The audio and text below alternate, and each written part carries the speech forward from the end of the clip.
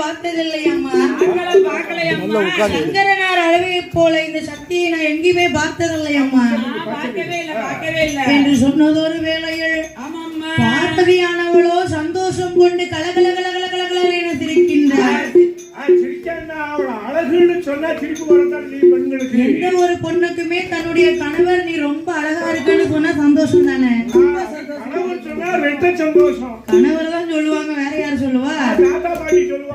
சரி, நம்ம ஊர்ல என்ன நம்ம தாழ்காவுல சரி நம்ம தெருவுல சரி நம்ம காம்பவுண்ட்ல நம்ம வீட்ல நீதான் அழகுன்னு என் பேத்தியாட ஒரு நாள் நான் சொல்லிட்டேன். சரி 8 நாள் சிரிச்சுக்கிட்டு தூக்கத்திலையும் சிரிச்சா. அப்படியா?